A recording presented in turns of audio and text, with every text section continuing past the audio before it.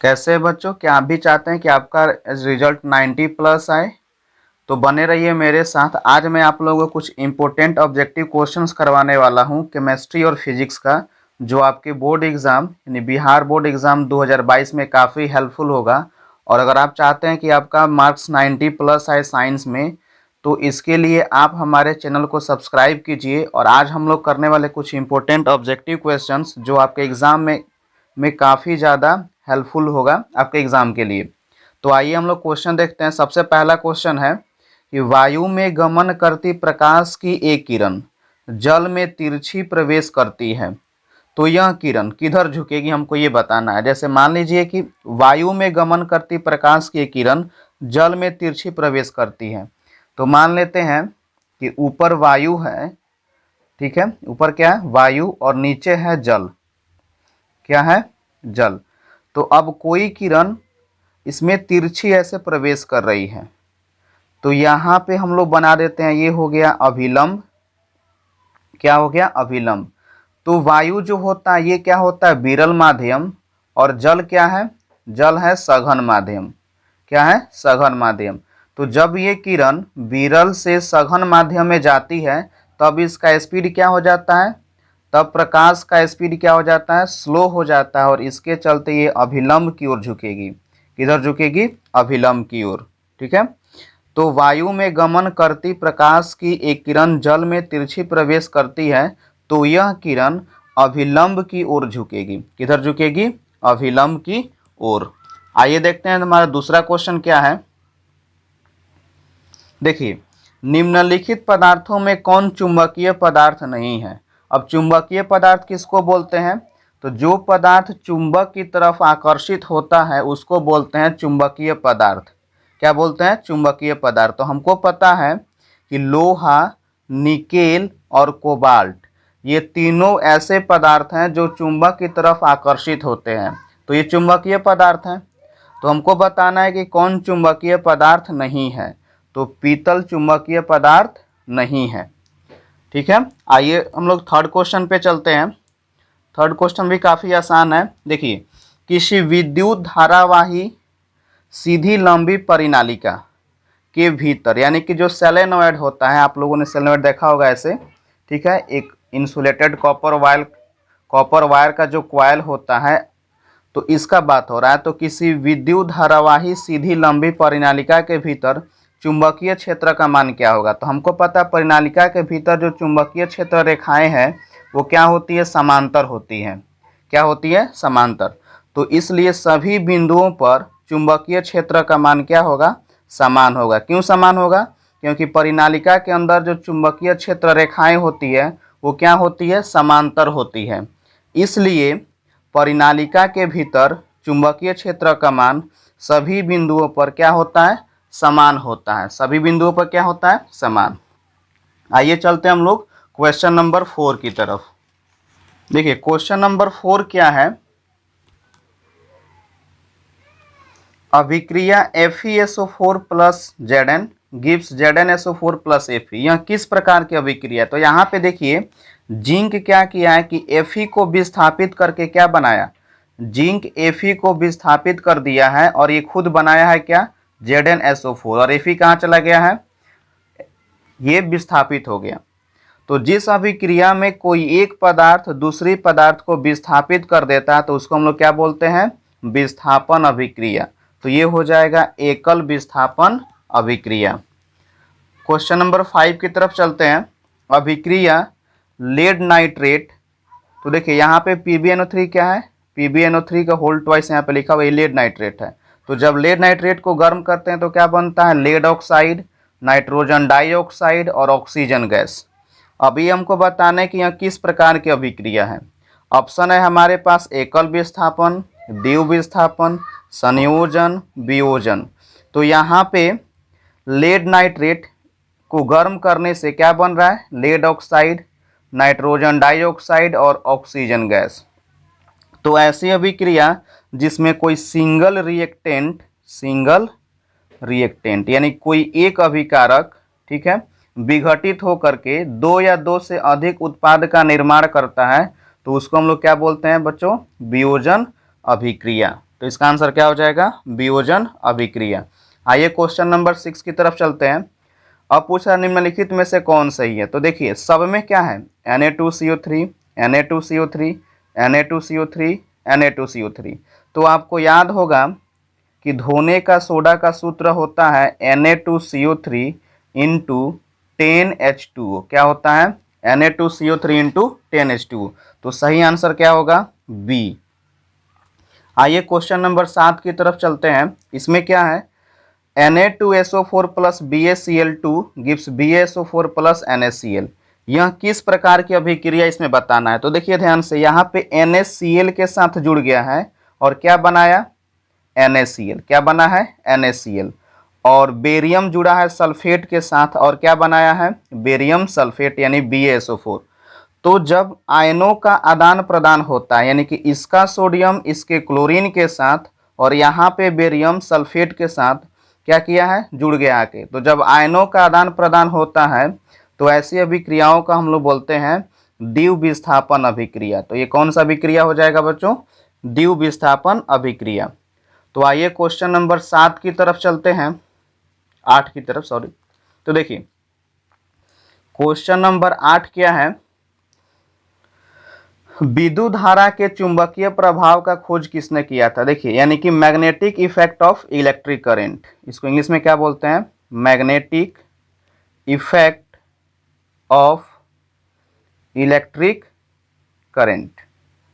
ठीक है, ये क्या है कि हम लोग पढ़े होंगे, जब किसी भी चालक या कंडक्टर से जब धारा प्रवाहित किया जाता है तो उस चालक के चारों तरफ क्या बनता है, चुंबकीय क्षेत्र बनता है। क्या बनता है, चुंबकीय क्षेत्र। जब किसी चालक में धारा प्रवाहित किया जाता है तो उसके चारों तरफ क्या बनता है, चुंबकीय क्षेत्र बनता है, जिसको बोलते हैं विद्युत धारा का चुंबकीय प्रभाव। क्या बोलते हैं, विद्युत धारा का चुंबकीय प्रभाव। इसका खोज किया था ऑर्स्टेड ने। किसने किया था, ऑर्स्टेड ने। अगला क्वेश्चन क्या है, विद्युत चुंबकीय प्रेरण यानी इलेक्ट्रोमैग्नेटिक इंडक्शन का खोज किसने किया था। विद्युत चुंबकीय प्रेरण क्या होता है कि जब किसी चुंबकीय क्षेत्र में कोई भी चुंबक, जैसे ये नॉर्थ हो गया, ये साउथ हो गया, ठीक है, तो जब किसी चुंबकीय क्षेत्र में किसी चालक को घुमाया जाता है, जब किसी चुंबकीय क्षेत्र में किसी चालक को घुमाया जाता है तो उस चालक में धारा प्रेरित होती है। क्या प्रेरित होता है बच्चों, धारा प्रेरित होती है, जिसको बोलते हैं विद्युत चुंबकीय प्रेरण। क्या बोलते हैं, विद्युत चुंबकीय प्रेरण। इसका खोज किया था माइकल फैराडे ने। तो ये इसका आंसर हो जाएगा फैराडे। आइए अगले क्वेश्चन की तरफ बढ़ते हैं। नीला थोथा का रासायनिक सूत्र क्या है। तो बच्चों नीला थोथा का रासायनिक सूत्र होता है CuSO4 इंटू 5H2, यानी कि कॉपर सल्फेट पेंटाहाइड्रेट। क्या बोलते हैं इसको, कॉपर सल्फेट पेंटाहाइड्रेट। आइए अगले क्वेश्चन की तरफ बढ़ते हैं। कोई विलयन लाल लिटमस को नीला कर देता है, इसका pH मान संभवतः क्या होगा। अब लाल विलयन, तो इसको हम लोग ऐसे लिखते हैं, ट्रिक याद होगा आप लोगों को, छालनी। क्या होता है, छालनी, यानी कि क्षारक। ठीक है, ल से लाल और नी से नीला, यानी कि क्षारक जो होता है लाल लिटमस को क्या करता है, नीला करता है। और क्षारक क्या होता है, जिसका pH मान क्या होता है, 7 से अधिक। तो ऑप्शन इसमें कौन सा हो जाएगा, डी, यानी कि 10। ये 7 से अधिक है। आइए क्वेश्चन नंबर 12 की तरफ चलते हैं। इसमें क्या है, निम्न में से कौन जैव मात्रा ऊर्जा स्रोत का उदाहरण नहीं है। अब जैव मात्रा ऊर्जा क्या होता है, बायोमास एनर्जी। क्या होता है बताइए। तो जैव मात्रा ऊर्जा होता है जो हम लोगों को ऊर्जा जंतुओं या पौधों के अवशेष से प्राप्त होता है। जैसे लकड़ी पौधों के अवशेष से, गोबर जंतुओं के अवशेष से, कोयला भी क्या, पौधों के जो अवशेष जमीन के नीचे दब जाते हैं तो कुछ मिलियंस ऑफ ईयर्स में वो कोयला में कन्वर्ट हो जाता है। तो ये तीनों तो हो गया हमारा क्या, जैव मात्रा ऊर्जा। लेकिन इसमें क्वेश्चन में पूछा गया है कि निम्न में से कौन जैव मात्रा ऊर्जा स्रोत का उदाहरण नहीं है। तो हमारा आंसर हो जाएगा नाभिकीय ऊर्जा, क्योंकि ये जैव मात्रा नहीं, ये परमाणुओं में नाभिकीय संलयन या नाभिकीय विघटन के फलस्वरूप नाभिकीय ऊर्जा का निर्माण होता है, इसलिए नाभिकीय ऊर्जा जैव मात्रा ऊर्जा नहीं है। तो हमारा आंसर हो जाएगा नाभिकीय ऊर्जा। आइए क्वेश्चन नंबर 13 की तरफ चलते हैं।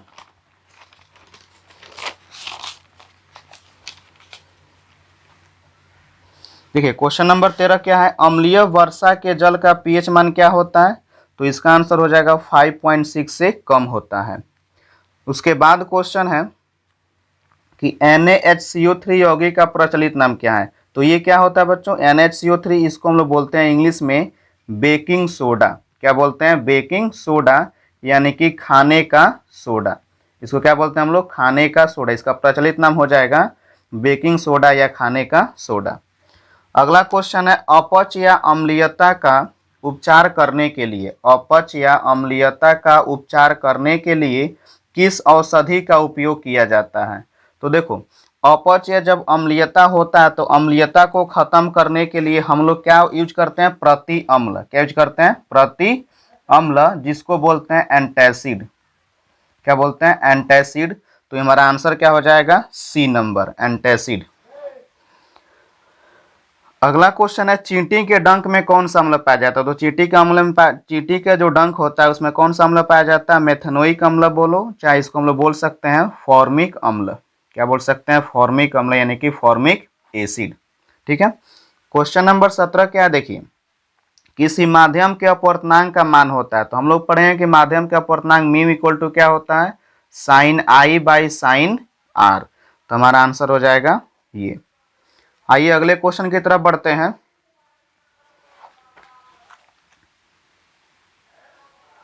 देखिए अगला क्वेश्चन है, किसी चालक का प्रतिरोध R होता है। तो हम लोगों को पता है किसी चालक का प्रतिरोध जो R होता है ये समानुपाती होता है चालक की लंबाई के, और व्युत्क्रमानुपाती होता है चालक के अनुप्रस्थ काट क्षेत्रफल के।